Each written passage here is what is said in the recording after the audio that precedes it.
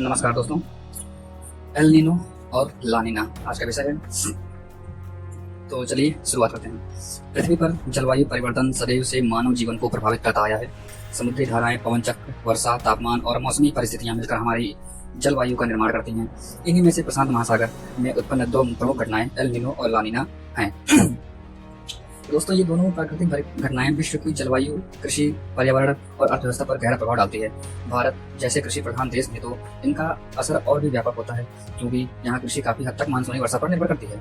आइए जानते हैं एल नीनो क्या है। एल नीनो एक स्पेनिश शब्द है जिसका अर्थ है ईसा मसीह का बालक, यानी जीसस क्राइस्ट चाइल्ड। इसे यह नाम इसलिए दिया गया है क्योंकि इसकी शुरुआत प्रायः क्रिसमस के आसपास पेरू और इक्वाडोर के तट पर होती है। इसकी परिभाषा में देखें तो एल नीनो वह स्थिति है जिसमें प्रशांत महासागर के भूमध्यरेखीय क्षेत्र, विशेषकर मध्य और पूर्वी भाग का समुद्र सतह तापमान सामान्य से अधिक हो जाता है। यह असामान्य उष्मा वैश्विक जलवायु प्रणाली को बाधित करती है। ला नीना क्या है? ला नीना भी स्पेनिश शब्द है जिसका अर्थ है लड़की, एक एल नीनो की विपरीत स्थिति। परिभाषा: ला नीना वह स्थिति है जिसमें प्रशांत महासागर के मध्य और पूर्वी भूमध्यरेखीय भाग का समुद्री सतह तापमान सामान्य से कम हो जाता है। इस दौरान समुद्र का ठंडा पानी हो जाता है और पवन प्रणाली भी बदल जाती है।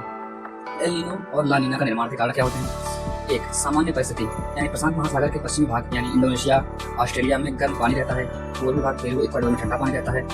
व्यापारिक हवाएं पूर्व से पश्चिम की ओर बहती हैं और समुद्र के गर्म पानी को पश्चिम की ओर धकेलती हैं।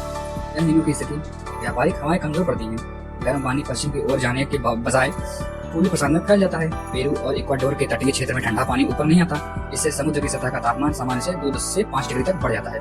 और ला नीना की स्थिति: व्यापारिक हवाएं सामान्य से ज्यादा तेज होती हैं। गर्म पानी पश्चिम प्रशांत यानी इंडोनेशिया और ऑस्ट्रेलिया में और फायदा और ज्यादा इकट्ठा हो जाता है। पूर्वी प्रशांत में ठंडा पानी और अधिक ऊपर आ जाता है। समुद्र सतह का तापमान 2 से 5 डिग्री तक कम हो जाता है। अर्थात एल नीनो में समुद्र का जो तापमान होता है वो 2 से 5 डिग्री बढ़ता है, लेकिन ला नीना में 2 से 5 डिग्री तक तापमान कम हो जाता है।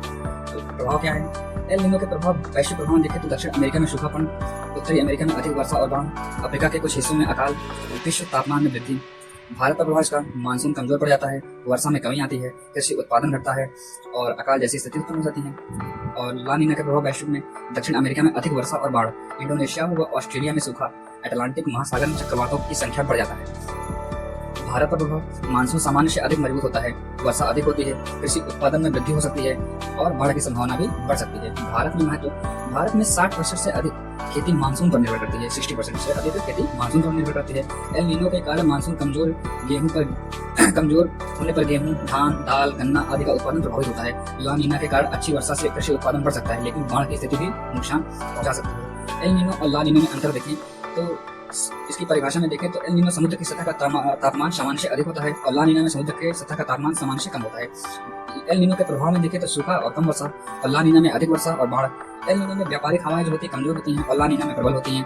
भारत पर असर: एल नीनो का मानसून कमजोर और ला नीना का मानसून मजबूत। एल नीनो जैसे वर्ष 1997, 98, 2009, 2015, 16, 2023 और ला नीना वर्ष 1998, 2000, 2010, 12 इत्यादि। भारत में 2009 का एल नीनो बहुत घातक सिद्ध हुआ था, जब देश भर में सूखा पड़ा और खाद्यान्न बुरी तरह प्रभावित हुई। वहीं 2020 से 22 में लगातार ला नीना स्थिति में भारत में अच्छी बारिश हुई, लेकिन असम और बिहार जैसे राज्यों में बाढ़ भी आई।